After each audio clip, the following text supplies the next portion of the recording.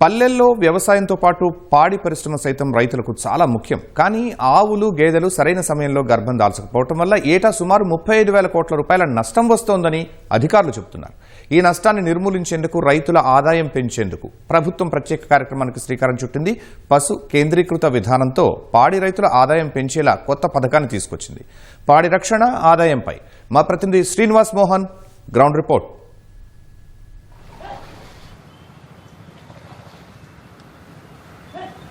శర్మ, ఇప్పుడు ఈరోజు చూస్తే రాష్ట్రంలో ముఖ్యంగా రాష్ట్ర జీడిపిలో 1.76 లక్షల కోట్లు పశు ఉత్పత్తులకు సంబంధించినటువంటి ద్వారా ఆదాయం సమకూరుతుంది. కానీ పశువుల పెంపకంపై రైతులకు సరైన అవగాహన లేకపోవడం వల్ల రైతులకు తీవ్రమైనటువంటి నష్టం కలుగుతోంది. రాష్ట్రంలో పిల్లల్ని కనిగే పశువుల సంఖ్య 51 లక్షలు ఉంటే అందులో 60 నుంచి 60% మంది మాత్రమే సరైన సమయంలో చూలు కడుతున్నాయి. వయసు వచ్చిన గర్భం దాల్చినవి పదే ఎదకొస్తున్న ఘటనలు చాలా ఉన్నాయి. దీనివల్ల 2026 నాటికి అంటే ఈ సంవత్సరం నాటికి ఏకంగా 35,000 కోట్ల రూపాయల వరకు నష్టం వస్తుందని చెప్పి పశుసంవర్ధక శాఖ అధికారులు అంచనా వేస్తున్నారు. పాడి రైతుల నష్టాన్ని తగ్గించడానికి పశు సంపదే గ్రామ సంపద అనే పేరుతో ఒక ప్రత్యేక కార్యక్రమాన్ని, అలాగే కొత్త కార్యక్రమాన్ని పశుసంవర్ధక శాఖ అమలు చేస్తోంది. ఇందుకోసం పశువులు చూలు కట్టే శాతాన్ని ఈ ఏడాది 20% వరకు పెంచడమే ఈ కార్యక్రమం తాలూకా ప్రధాన లక్ష్యం. ఇందుకోసం గ్రామాల్లో ఇప్పటికే సర్వే మొదలుపెట్టారు. అలాగే పశు సంవర్ధక శాఖకు సంబంధించి ఎవరైతే పశు వైద్యులు ఉన్నారో వాళ్ళందరికీ ప్రత్యేక శిక్షణ కార్యక్రమం కూడా ఇవ్వడం జరిగింది.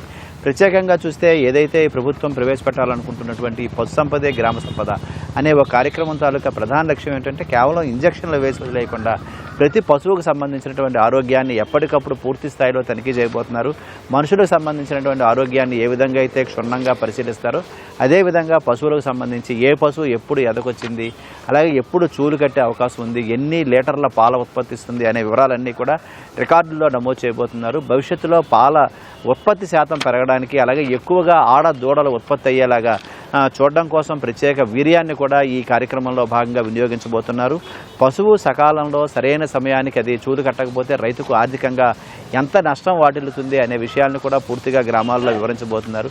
ముఖ్యంగా చూస్తే గ్రామాల్లో ఉండేటువంటి ఆవులు కావచ్చు, గేదెలు కావచ్చు, ఇది 24 నుంచి 30 నెలలకు, అలాగే హైబ్రిడ్ ఆవులు అయితే 18 నుంచి 24 నెలలకు ఎదక రావాలి. కానీ దేశవాళీ ఆవులు 40 నుంచి 42 నెలలకు, అలాగే హైబ్రిడ్ ఆవులు 30 నుంచి 32 నెలలకు ఎదక రావాల్సి ఉంటుంది. ముఖ్యంగా గేదెల్లో చూస్తే 40 నుంచి 44 నెలలకు మొదట ఈత ఈనాలి. ఒకసారి కనుక ఈనిన తర్వాత మళ్ళీ పిల్లలు కనడానికి ఆవుల్లో అయితే 12 నుంచి 13 నెలలు, గేదెల్లో అయితే 13 నుంచి 14 నెలలు మాత్రమే గ్యాప్ ఉండాలి.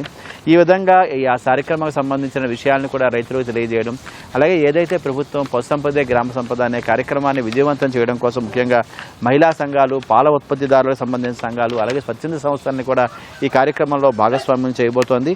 45 నుంచి 65 రోజుల్లో ఏవైతే పశువులకు సంబంధించినటువంటి గర్భధారణ సంబంధించిన ప్రొసీజర్లు ఏవైతే ఉన్నాయో అవన్నీ జరిగేలా చూడడం అనేది ప్రధాన ఉద్దేశం. ఈ విధంగా రాష్ట్రంలో ప్రతిసారి రైతులకు ఏవైతే నష్టపోతున్నారో ఆర్థికంగా ఆ నష్టాలని తగ్గించడం కోసం గ్రామాల్లో ఇటు కేవలం పాడి అలాగే పంట ఈ రెండింటికి ప్రాధాన్యం ఇచ్చేలాగా రాష్ట్రంలో ఇటు వ్యవసాయంతో పాటు పాడి సంబంధించినటువంటి పాడి సంపదను కూడా వృద్ధి చేసే లక్ష్యంతో ప్రభుత్వం ఈ కార్యక్రమం తలపెట్టింది. ఈ కార్యక్రమాన్ని పూర్తి స్థాయిలో అమల్లోకి తెచ్చేందుకు రైతులతో పాటు పశుసంవర్ధక శాఖ సిబ్బంది, వెటర్నరీ సిబ్బంది కూడా గ్రామాల్లో తీసుకెళ్లి వాళ్ళ ద్వారా అవగాహన కల్పించబోతున్నారు. దీనికి సంబంధించి ఎవరైతే విజయవంతంగా డైరీలు నిర్వహిస్తున్నారో వాళ్ళ అనుభవాలను కూడా రైతుల ముందుకు ఉంచేలాగే ఈ మొత్తం కార్యక్రమానికి సంబంధించి రూపొందించడం జరిగింది. శర్మ.